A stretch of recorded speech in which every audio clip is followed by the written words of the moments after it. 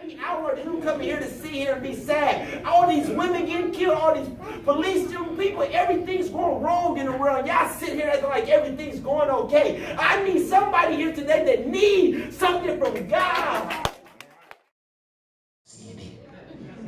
She did a report on CNN. They said, so how did you survive the shooting? She said, well, I was very fearful and everybody was dropping around me. So I laid on the ground. She said, then I heard the shooters going back around. They were taking every classroom, making sure that there was nobody left living. She said, so I looked over and I seen my best friend and she was bleeding to death. And I heard the shooters coming. I can hear them in the classroom next door. So I took the blood from my friend and I started to rub it all over my body. And I took the blood, I took the blood over my friend, I rubbed it all over my clothes. And so when the shooters came in the room, I played like I was dead. And when they looked at me, I was covered in the blood of my friend. And so they thought that I was dead also. And I came to tell somebody here today, when the devil looked at you, he thought you was dead, but you was covered by the blood of your friend. It is the blood that still works. It reaches to the highest mountain. It flows to the lowest valley. So they asked you, how did you make it? You tell them I was covered by the blood of my friend. They asked you, how did you get here? You don't know that I was covered by the blood of my friend. And you don't know why don't you give up? You don't know that I was covered by the blood of my friend.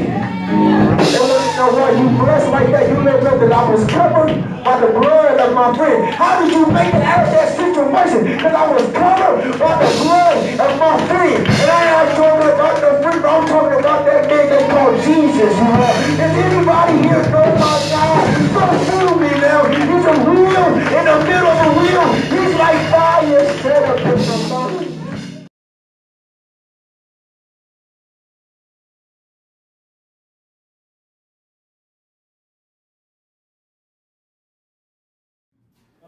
I said, well, I do love some Tupac.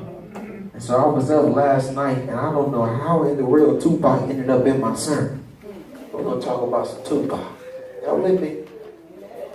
Here we go, y'all. Here we go. For the first part of the sermon series, are you praying on my downfall? I need y'all help this morning. I'm ready to fight y'all. Y'all see, I came to pull my hair. I pulled it back. I took my jewelry off. I got my bond money. And if I need to, I can go to the car. So I'm ready for y'all today. Y'all ready? All right. Y'all ready? Tell that devil, listen, he been on me all week long, y'all. See, I was listening to 5 Minutes of Fire. Ain't none of y'all had nothing good to say. I said, listen, me neither. Because I've been fighting the devil all week long. But let me tell you something. After this, somebody say after this. I won't be the same. After this, somebody say after this. I won't look at things the same. After this, somebody say after this. I won't have the same problems. After this, somebody say after this. I won't have the same headache, say after this. I won't have the same fear, say after this. I'm going to be a lot better after this. I'm talking to myself. That's why I'm crazy. I'm talking to myself. After this, I ain't worried about it no more, Duran. After this, all my troubles going to be passed away. After this, all my fears going to be washed away. After this, all my doubt gonna be changed. After this, listen, the dollars about to come rolling in. It's gonna start chasing me. See, some of y'all spend all your life chasing after what you want, but what you do, what God wants you to do, what you gonna start chasing after you. After this, I've been to a funeral this week. I got a funeral to plan tomorrow, but after this, I'm gonna be all right. I don't know about y'all, but I'm gonna be all right. Last week, y'all walked in here and it was a white chairs, right? Because we borrowed those. But after this, we came in and put our own chairs in here. See, because God has a way of making a way out of no way. And after this, guess what's going to happen? We're going to put some cushion chairs in here. Somebody say amen.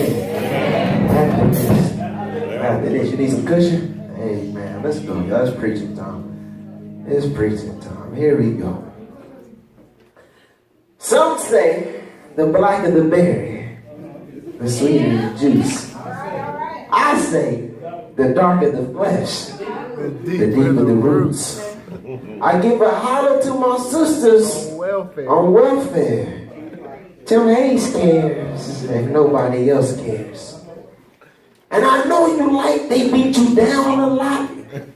When you come around the block, brothers like to clown a lot. But please don't cry. Dry your eyes Never let up.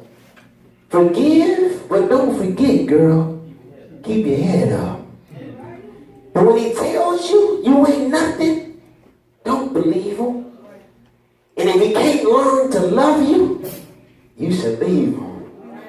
Because sisters, I came to tell y'all, you don't need him. I ain't trying to gas you up. I just call it how I see him. Come on now. You know what makes me unhappy? When you brothers make a baby, leave a young mother to be a pappy.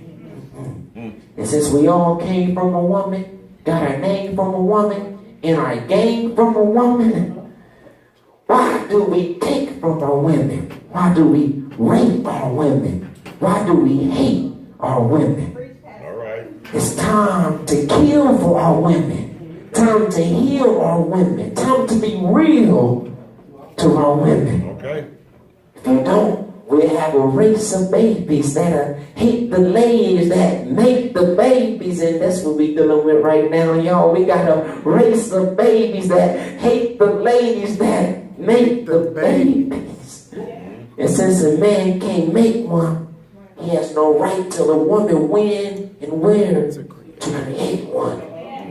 So when a real man get up, I know you fed up, ladies, but I came to tell you to keep your head up. Those are the words from the hip-hop great Tupac. Come on now. Forgive, but don't forget. If he can't learn to love you, then you should leave him. It's time to heal our women. Time to be real to our women. If we don't, we have a race of babies that hate the ladies that make the babies. And no man has the right to tell a woman when she can make one. So will the real man get up? I know you fed up, but ladies, keep your head up. In 2016 in Africa, the great country of Africa, we talked about it in Bible study, 21 women were taken from a school. It was worldwide news. It was all over. Facebook made a portfolio picture. Everybody was changing their portfolio picture to support the ladies in Kenya. We were worried about these 21 little girls all over the world, y'all. Y'all remember that? Amen. When those girls went missing and everybody was talking about the attack on women. I left my ring at home. Everybody was talking about the attack on women. They were talking about it all over the world. It was breaking news, CNN, ESPN. Everybody talked about these women. LeBron James even had something to say about these women. Even Jason Whitlock had something to say about these women. Amen. But the thing that we don't realize that all 21 of those women were returned to their families. We didn't praise about it. We just let it be what it was and walked away. But here in Kansas City, in the last 21 months, more than 21 women, aged from newborns to grandparents, have been killed by homicide. Nobody is marching. Nobody is changing their portfolio pictures. Nobody is doing nothing but saying R.I.P., copying and pasting that status and posting it the next day with a different name. Y'all just sitting there acting like everything's okay. Everybody sleep. Ain't nobody crying. Ain't nobody complaining. But I came to tell you women here today that's been on Facebook all week long worrying about your safety. Y'all gotta keep your head up. Because God is still in control. I wish I had Tupac here to help me preach this thing this morning. Because he'd tell me, it's okay. Just keep your head up. But it's also time for each and every one of you women to realize that it's time to clean the clutter from around your gutters. See, the gutters of your life represent the dirty places and the dark places of your life. See, gutters represent the things where we try to send things to wash away things that might damage if they stay too long. Y'all see, they put gutters on your house so the water won't stay on your house. If the water stays on your house, it'll mess up your roof and it'll leak through your roof. So the gutters are there to remove the things that do not need to stay there permanently. And some of y'all don't need these people in your life permanently. They like the gutters. But your gutters are are filled with leaves and dirt and debris. And so when the water comes to roll off, it has nowhere to go. And some people you allow to see the dark side of your life, but if life really got real, they wouldn't be here today.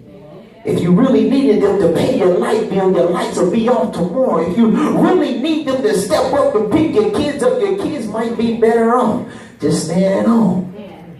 They're willing to watch you, but they're not willing to get in the boat with you. I got a couple stories. I'm taking my seat. So there's a story of a man called Tightrope. We heard about him before the rain. And so this man named Tightrope, he went all over the country. Putting a rope across Grand Canyons and putting ropes across oceans and rivers. And then he'll blindfold himself and he'll walk across this rope.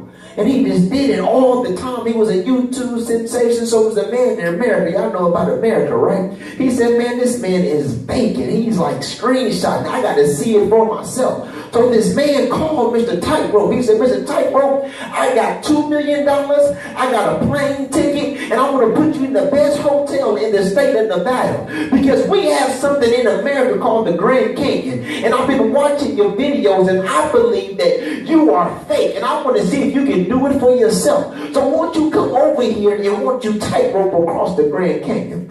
So Mr. Tightrope said, well, hey, Mr. Rich Man, I thank you so much for the offer, and I'm known for proving people wrong, so I'll be on my way. So Mr. Tightrope packed his bags, he headed over to Nevada. He got there, he set his rope up, and the crowds came, the news stations came, because they wanted to see if this was really real. They wanted to see if he really was doing what he said he was doing. So after he got there, and the news was there, the man pulled the money out. He said, this is what we all came for. It's $2 million cash right here. If you can tightrope across here, everything will be just fine. It's $2 million cash right here. Tightrope said, for your $2 million, I got a wheelbarrow. He said, not only am I going to walk across blindfold, but I'm going to carry this wheelbarrow also. He said, man, if you do that, I double my offer. I give you $4 million. He said, that's what I'm talking about. So Mr. Tightrope, he got over there. He started getting his things together, and he tightroped across the world. Got across the Grand Canyon. He looked at the man. He said, I just secured the bag. Thank you. For the $4 million, a man was an unbeliever. He said, what in the world? How did you do that with a wheelbarrow? He said, you had no faith in me. He said, well, now I believe that you can. He said, do you really believe? He said, now I believe that you can. He said, do you want a chance to win your money back, sir? He said, yeah, that's $4 million. I didn't spend on losing today. He said, well, I got an offer. He said, if you get in this barrel and allow me to carry you across this tightrope, I give you your $4 million back. And the man looked at Mr. Tightrope. He said, Mr. Tightrope, now I'll give you $8 million if you do it again. But I'm not getting in this barrel for $4 million. And the man said, so you believe that I can do it when you see me on the outside. But if I ask you to get in the barrel with me, then you don't have no faith in truly. And that's how some of y'all are with God. Long as God doing it for you on the outside, then you okay. But when God asks you to get in the game with him, then you ain't got nothing to say. When God asks you to get up early to come to church, then you want to talk about how you was out all night. But when you need God is doing for you, you're willing and ready for God to do whatever he needs. Mr. Tightrope had the money. Mr. Tightrope said, listen, I'm going to leave you with your money because you don't believe that I really can do it. And that's how some of y'all are with God. That's why you got all that little money in your bank account, because you don't believe that God can take your little bit and make it a lot. You don't believe that God can take nothing and make something. You don't believe God can turn your situation around. So he said, I'm going to leave you with your little bit and let you think you got a lot. But I came to tell somebody, if all you got is what God got for you right now, baby, you ain't got nothing. All right. I'm going to find myself in a minute. It's all right. I came to fight. This one thing, while you're going through, if God live and change you, he'll do the same for you.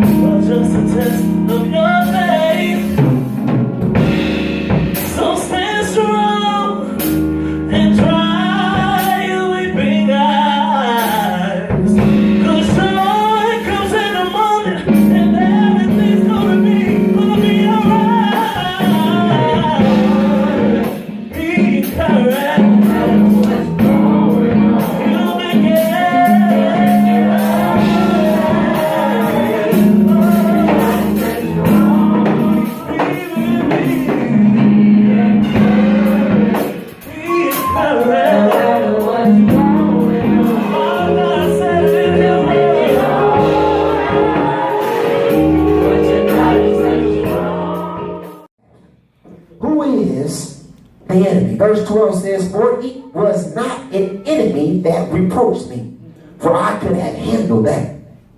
And what you have to realize, you all, is that enemies come in your life to kill, steal, and destroy.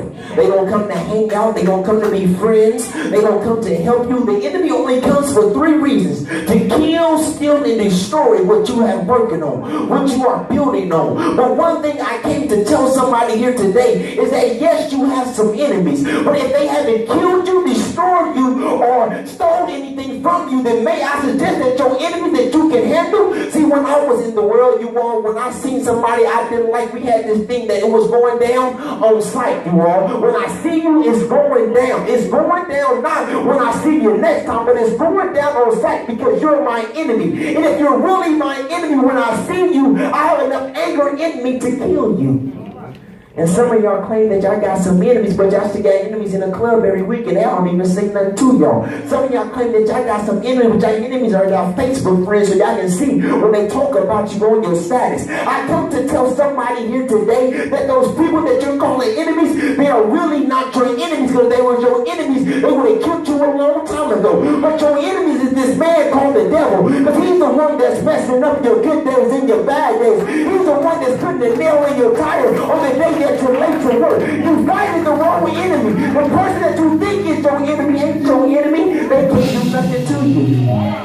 The enemy's job is to kill you. So if you got some enemies, I came to tell you that they cannot kill you, because there must be a God that's there to protect you. You all, in the word Joshua 1:5 says, no one will be able to stand against you all the days of your life. As I was with Moses, so I will be with you. I will never leave you nor forsake you. And so you wonder why your enemies couldn't take you out. Yes, they had you down, but they did not take you out. Because God said, as I was with Moses, I will never leave you nor forsake you. And that's the reason why some of y'all made it to church today. Because God is still saying, I will never leave you nor forsake you. God is telling you right now that the reason why you can see your way out, even though you don't know how you're going to get out, because I will never leave you nor forsake you. The reason why you know that you're going to be okay, I got it, I'm all right. Because I will never leave you nor forsake you. The reason why some of y'all sitting here right now is because God never left you nor forsake you. You know that when He was going to pick you up, you know when He kicked you in your face, when He was beating on you, when He was calling you all kind of names, then you should have been dead and go. You know when that job laid you up, you didn't know how you was going to make. You know when those bullets started to fly, you know that you should have been dead and go. But God said, I will never leave you nor forsake you. With that love of God, He said, I'll never leave you nor forsake you. When everybody turned their back on you, God said, I will never leave you nor forsake you.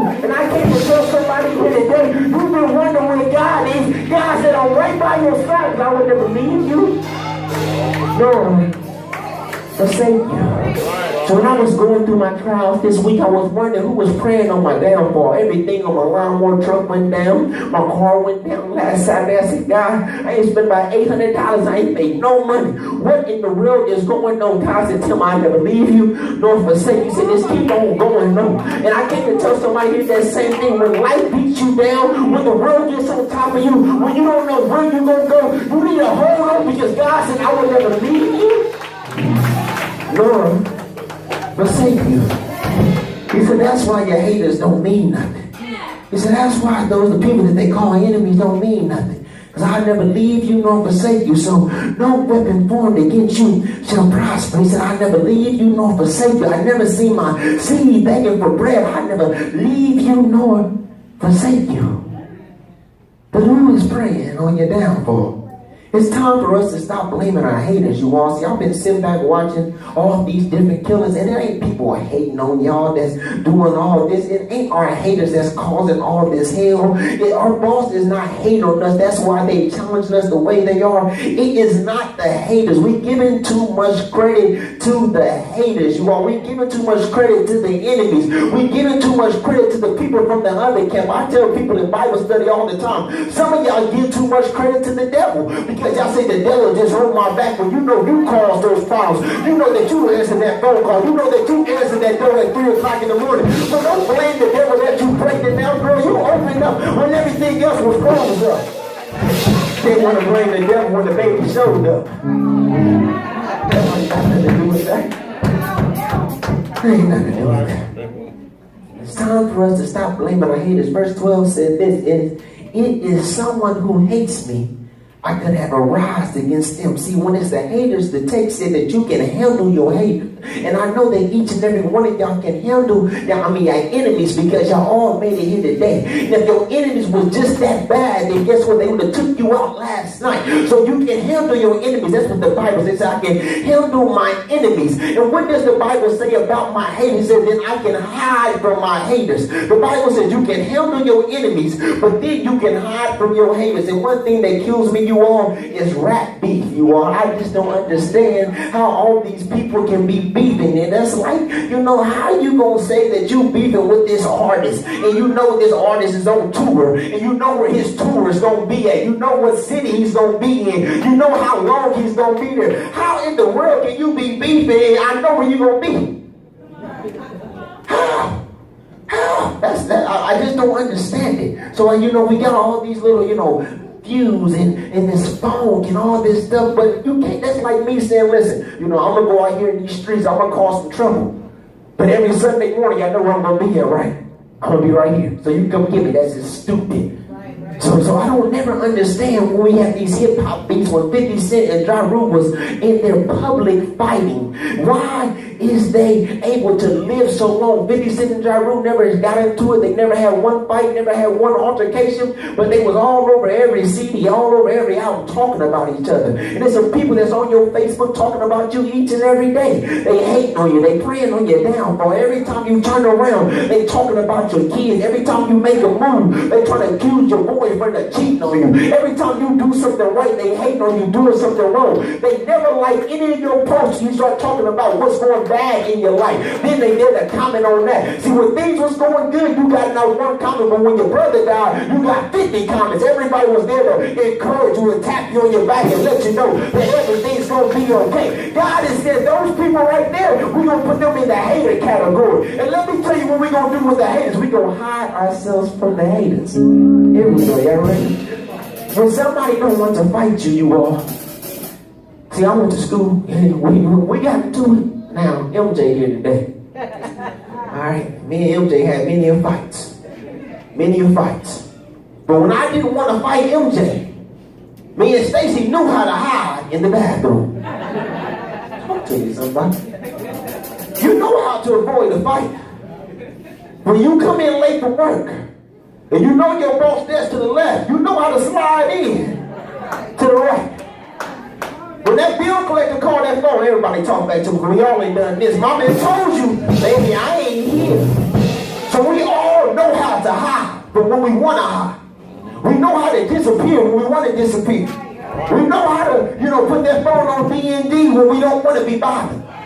But some of us have been doing that same thing to God, and God is wondering, what did I do to you? Why are you hiding from me? He said, I can understand if you're hiding from your haters. I can understand if you're hiding from your enemies. But what in the world are you doing hiding from me? Why don't you bring me all of your problems? Why don't you bring me all of your bills? Why don't you bring me all of your troubles? Why don't you bring me all of your stress? God is saying the problem with you, it's not that you're hiding from them, but you're hiding from me. God is saying, stop hiding your talent, stop hiding your extra time, stop hiding your tithes, because you won't be able to hide from your haters, but you can never hide yourself from God. So when times get hard, may I say, stop trying to hide yourself from Him and hide yourself behind Him. I wish I had some help over here today. I wish I had somebody here to know that in the midnight hour, it's better for me to call on God than start calling on my friends, because God is telling somebody here today, I dare you to hide behind me.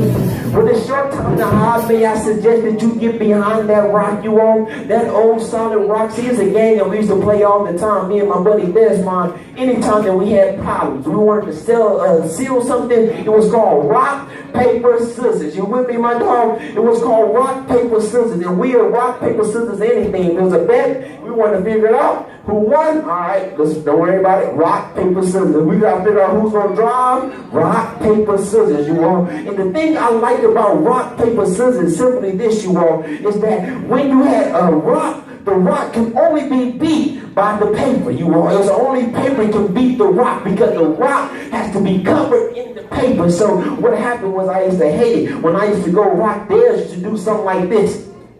And he used to make his paper flow, because he understood that if I got this and you got that, then I can cover you up. And some of us right now are uncovered because we don't have no rock. We are uncovered because we got a rock, but we ain't got no paper. We ain't read the Bible one day this week. So when times get hard, we run behind the rock. But the reason why we can't defeat our enemies and our haters, because we ain't got no paper. And God is telling you, somebody here today, yes, I am your rock, but I need you now to go send some paper out. He said, if you send the paper out, then guess what I'm going to do? I'm going to bring the scissors and start cutting your blessings out. He said, all I need to do is get behind the rock. Let me be the paper and watch me cut the blessings out. If somebody came in here today and you need something from God, God is saying, just like a coupon in a newspaper, all you got to do is cut it out and take it and cash it in. And all you got to do today is tell God what you need. He said, then cut it out and watch me cash it in. All right. God is saying here today that it's just like rock, paper, scissors. And you cut it out, I'm going to cash it in. But this is the part right here I came to tell y'all. You all been watching all these killings, all these young women, and all these young women weren't killed by no stranger. They weren't killed by their haters. They weren't killed by the enemy. All of these young ladies have been killed by somebody that they've been laying next to. All these young ladies this week have been killed by somebody that they used to love. But now look at our text this morning. David is dealing with the same situation. David is bad right now. He's saying, I'm not worried about my enemies, because I can handle them. So I'm not worried about my haters. I can hide from them. But the problem David is having in our text this morning is that his own son, Absalom, has turned his back on him. Here we go. This is the part I came to get to. David's own son has now went to his city and tried to turn the people away from his father. All right. So he has now left his father's house and started telling his father's business. And I don't know about y'all, but in my house, the rules was what happened in this house stays in his house. David went out, started talking about his father's business. David went out trying to build people up to downgrade his father. You know how it is when somebody's praying on your downfall. They're willing to show all of your dirty work. They're willing to tell you about all the stuff that you don't do. They're willing to tell you about all the flaws, all the mistakes that you have made in life. They're willing to bring up all of your past, all of your failures, everything that you did wrong. They're willing to bring it up. So David's walking around town, praying on his daddy's downfall. You know why? Because he want to be his daddy. Some people in your life right now, they're ready to replace, they're ready to remove you so they can replace you. They're praying on your downfall because they want what you got. They want your man, they want your job, they want your car, they want your house, they want your community. So they sit around you, not to help you, but they sit around you to hurt you. They praying on your downfall. Okay. It ain't your enemies. It ain't your haters. It's the people that's close to you. David is broken right now, you all, in this text because his son is the one praying on his downfall. Now, you expect for some people to turn on you, but you would never expect your own blood to turn on you. But I wish I had somebody here today that can testify that once before in their life, mama turned on them. Once before in their life, their sister, their brother turned on them. Once before in their life, their friends turned on them. The one they never imagined turned on them. See, when your friends turn on you and when your family turns on you, it hurts you more than others. Yes, sir. Yes, sir. It hurts more than others. And what we have seen in Kansas City over this last week is a whole lot of women who fell in love with men that had turned on them. Jesus. I knew this wasn't going to be no shallow message. I told y'all this ain't no social club. This is church. And if I can't protect the women, then I need to just give up the ghost. And so now, you women, I'm talking to the women now, excuse me for a second, brothers. You women have to be careful of who you connect yourself with, because the people you connect yourself with, they really praying on your downfall. They really ain't you free. You calling on them in your time of need, and even if they help you, they turn around and laugh at you. It ain't no help if you give me $100 and tell everybody in the neighborhood that you gave me $100. You ain't helping me. You're not helping me if you help me get some gas to get to work, or you take a P test for me, and then I get this job, and then it's still at my job, and you want to tell everybody you would have never got that job if it wasn't for me. You ain't helping me. You're not helping me if you help me get somewhere in life and then tell everybody I would have never made it without you. You're not helping me. And what we have seen, you all, is a community of people who only want to see you make it if they can say that they help you make it. They pray on your downfall. They don't want to see you do nothing. They don't want to see you stand on your 10 toes. And stand strong. I come to tell you all here today that everybody in your life needs to be there. And if you want to make sure that you make it to this time, make sure that you need to remove some people out of your circle. Because all those friends ain't your friends. All those people that you call them family, yeah, they call you family when they in your face. But soon you turn around, they messing with you like your family. I come to tell somebody here today that you calling on the wrong friends in the wrong seasons. If you calling on your friends when your times get hard, then you calling on the wrong person. But I wish I had a senior say in the house there, there's not a friend like Jesus, because he is a friend of mine. See, I come to tell somebody here today, stop calling on Bill, but you need to start calling on Jesus. When your life gets hard, you need to start calling on Jesus. When they start to knock on your doors for Bill, stop calling on your helpmate and call on Jesus.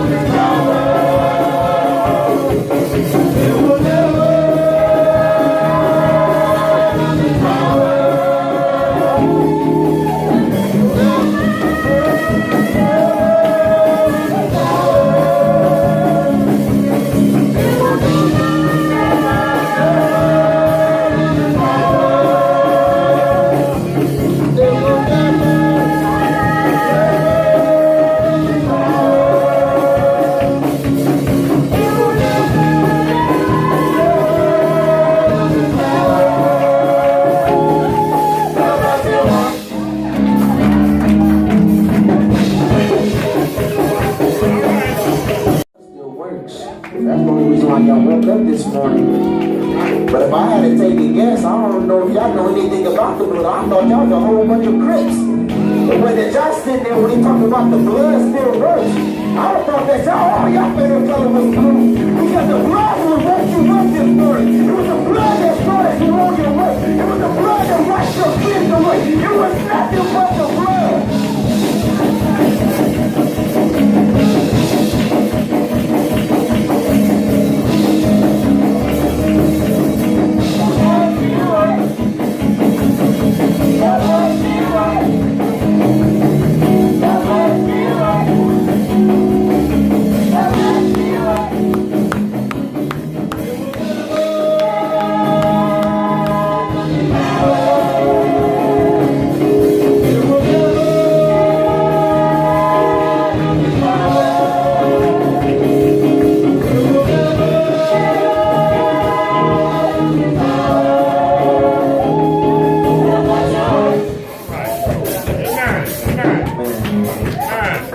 You have in your Bibles